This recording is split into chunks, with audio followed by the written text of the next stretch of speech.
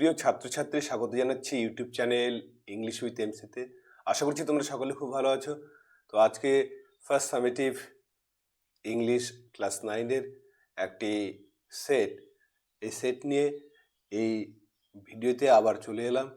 তো ভিডিওটি না টেনে শেষ পর্যন্ত দেখতে থাকো। রিডিং কম্প্রিহেনশন সিন প্যাসেজটি দেখেই বুঝতে পারছো যে তোমাদের অল অ্যাবাউট এ ডগ যে টেক্সটটি দেওয়া আছে ব্লিস বইয়ে, সেই টেক্সট থেকে কিন্তু এই অংশটি নেওয়া হয়েছে। The very extract has been taken from the story all about a dog, এবং সেটাকে লিখেছেন এজি গার্ডিনার। এজি গার্ডিনারের লেখা অল অ্যাবাউট এ ডগ। এবার আমাদের এই যে সিন পোর্শনটা দেওয়া রয়েছে, এখানে কি ধরনের প্রশ্ন থাকতে পারে সেই সিন পোর্শনটা আমরা পড়ে কিন্তু যে প্রশ্নগুলো এখানে দেওয়া রয়েছে সেগুলোর উত্তর করব। দেখো, এই নাম্বারে কি বলা হয়েছে, choose the correct alternative. I saw travel coming up, here I refers to. আমি দেখলাম যে সমস্যা তৈরি হতে চলেছে বা সমস্যা আসতে চলেছে, কামিং আপ। তো এখানে আই বলতে এখানে কার কথা বোঝানো হয়েছে? তো আইটা এখানে দ্য ইয়ঙ্গার উইমেন।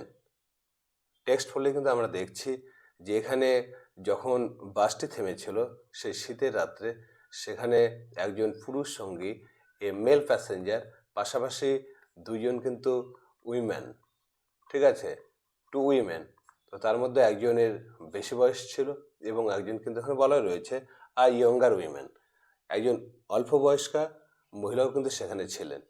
তো এখানে আই বলতে কাকে বোঝানো হয়েছে? দ্য ইয়ঙ্গার উইমেন, অপেক্ষাতর কম বয়সী মহিলাটিকে। দ্য কন্ডাক্টরকে the narrator of the story, এই যে গল্পটা যিনি ন্যারেট করছেন, বর্ণনা করছেন, বর্ণনাকারীকে বোঝানো হয়েছে। নান অফ দিস, এর মধ্যে কোনোটি নয়। তো I saw travel coming up, এখানে কিন্তু the narrator of the story, যে গল্পটি বলছেন সেই গল্পের বর্ণনাকারীকে বোঝানো হয়েছে। The narrator was travelling in a, একদম প্রথম লাইনটি লক্ষ্য করো, the narrator was travelling in a bus, truck, auto rickshaw, van. তো I was travelling in a bus, this was the very first line, তাহলে বাস কিন্তু সঠিক উত্তর। The picnic dog was carried by, এখানে যে পিকনিস ডগ, একটা প্রজাতি, কুকুরের প্রজাতি পিকনিস, সেই কুকুরটি নিয়ে যাচ্ছিলেন বা বহন করছিলেন কে? The elder women, the younger women, the man, the narrator. The younger women, অপেক্ষাতর কম বয়সী যে ভদ্র মহিলা ছিলেন, তিনি কিন্তু সেই পিকনিস কুকুরটি সঙ্গে নিয়ে যাচ্ছিলেন।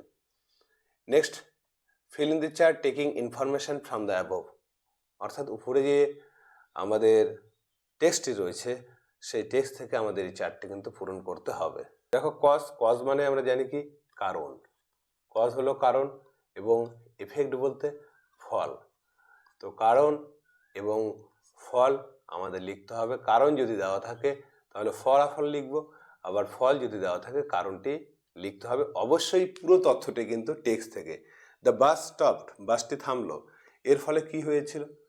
এখানে দেখো লাইনটি, the bus stopped and a man and two women got in together and filled in the vacant places. তাহলে বাস থামলো এবং একজন পুরুষ অ্যান্ড টু উইমেন এবং দুজন মহিলা গট ইন টুগেদার, একসঙ্গে ভিতরে প্রবেশ করলো, and filled in the vacant places, এবং ফাঁকা জায়গাগুলো পূরণ করলো। তাহলে বাস থামার পরে কি হয়েছিল? আ ম্যান থেকে শুরু করে ভ্যাকান্ট প্লেসেস পর্যন্ত পুরোটাই কিন্তু লিখতে হবে সেই ফল হিসাবে। তাহলে প্রথম যে প্রশ্নটি, যেখানে কজ দেওয়া রয়েছে, কারণ দেওয়া রয়েছে, তার ফল হিসাবে কিন্তু এই পুরোটাকেই লিখতে হবে। 2 নম্বরে যেটি দেওয়া রয়েছে, the conductor shivered at the road, দরজায় দাঁড়িয়ে কন্ডাক্টর কাঁপছিলেন। তাহলে এখানে পুরো টেক্সট বলে তোমরা দেখবে পুরোপুরি কিন্তু এখানে কারণটি দেওয়া নেই। তাহলে কাঁপছিল এখানে কি? শিভার্ড, কারণ প্রথমেই বলা হয়েছে it was a bitterly cold night. কারণটা ছিল it was a bitterly cold night. Bitterly cold night বলতে এটা ছিল খুবই একটা শীতের রাত। তাহলে কারণ হিসাবে আমরা লিখবো it was a bitterly cold night. Answer the following, নিচের যে প্রশ্নটি দেওয়া রয়েছে সেটা উত্তর করতে হবে। ডেসক্রাইব দ্য নাইট, রাত্রিটির বর্ণনা দাও। অবশ্যই দেখো এখানে আমরা কারণ হিসাবে যেটা লিখেছি ইট was a bitterly cold night, এটা তো অবশ্যই ছিল, এবং সঙ্গে আরও কি দেওয়া রয়েছে টেক্সটে সেটাও কিন্তু আমাদের এই প্রশ্নের জন্য যুক্ত করতে হবে। এই প্রশ্নটি সঠিকভাবে উত্তর করতে গেলে আমরা দেখো এখান থেকে লিখব, it was a bitterly cold night and even at the far end of the bus the east wind cut like a knife. পুরোটা কিন্তু আমাদের লিখতে হবে। এটা ছিল একটা প্রচণ্ড ঠান্ডা রাত্রি, এমনকি পূর্ব দিক থেকে যে আসা বাতাস বা পূর্বের বাতাস সেটা কিন্তু ছুরির ফলার মতো কাটছিল। এটা কিন্তু পুরো রাত্রিটির বর্ণনা দেওয়া রয়েছে। তো প্রোজ থেকে এটা কিন্তু সিনের যে পোর্শন রয়েছে তার যে প্রশ্ন দেওয়া রয়েছে তার উত্তরগুলো কিন্তু এখানে সমাধান করা হলো। এবার আমি বলেছি যে পোয়েম থেকেও কিন্তু আমাদের কি থাকবে, যে কোনো স্ট্যান্ডা তুলে দেওয়া হতে পারে, স্ট্যান্ডার কিছু অংশ দেওয়া থাকতে পারে, অথবা অনেক ক্ষেত্রে পুরো পোয়েমটাও তুলে দেওয়া থাকতেই পারে। তো যেহেতু আমাদের এটা ইউনিট টেস্টের ব্যাপার, সেখানে কিন্তু নম্বর কম থাকছে, ঠিক আছে, সার্বিকভাবে 40 নম্বর। এখানে যে টেক্সট দেওয়া রয়েছে, রিড দ্য ফলোয়িং এক্সট্রাক্ট, নিচের যে অংশটি দেওয়া রয়েছে, ঠিক আছে, নির্বাচিত অংশটি দেওয়া রয়েছে সেটাকে আমাদের কি করতে হবে, পড়তে হবে, and answer the question given below, এবং নিচে যে প্রশ্নগুলো দেওয়া রয়েছে সেগুলো কিন্তু করতে হবে। তো লাইনগুলি তোমাদেরকে বলেই দিচ্ছে যে এটি তোমাদের অটাম কবিতা যে রয়েছে, অটাম কবিতা থেকে কিন্তু এই এক্সট্রাক্টটি নেওয়া হয়েছে।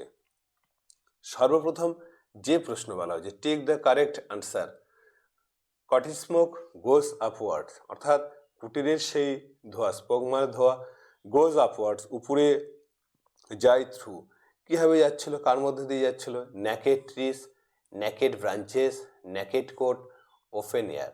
তাহলে এখানে ন্যাকেড ট্রিস সেই পাতাবিহীন যে কি রয়েছে গাছগুলি রয়েছিল, সেই গাছগুলির ভিতর দিয়ে কিন্তু সেই কুটিরের ধোঁয়া কী করছিল, কার্ল, যদিও সেটা এঁকে বেঁকে উপরে যাচ্ছিল।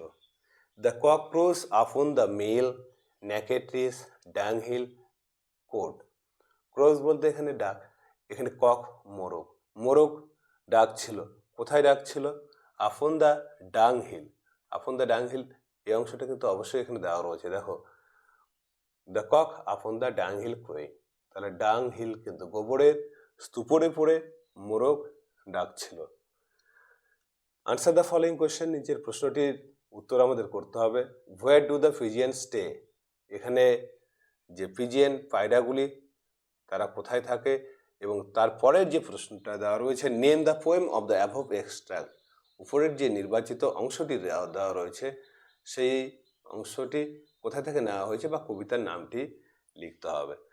তাহলে প্রথমেরটা কিন্তু যে এক্সট্রাক্ট রয়েছে সেখানেই কিন্তু দেওয়া রয়েছে, where do the pigeon stay, তাহলে পিজিয়ান স্টে, দেখো the pigeon nestled round the coat, তাহলে এখানে পায়রাগুলি নেসেলড রাউন্ড বলতে শান্তিতে শয়ন করে বা থাকে কোথায়, দ্য কোট, তাদের সেই কোটরেই কিন্তু থাকে।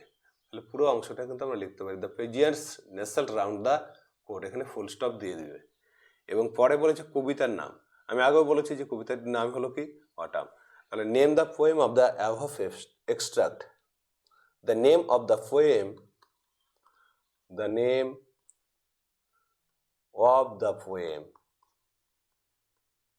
the name of the poem of the above extract A is autumn. তাহলে উপরে নির্বাচিত যে অংশটি সেই অংশটির কবিতার নাম হলো অটাম। তো প্রিয় ছাত্রছাত্রী, এই ছিল সিন থেকে একটা খুবই ছোট্ট ভিডিও।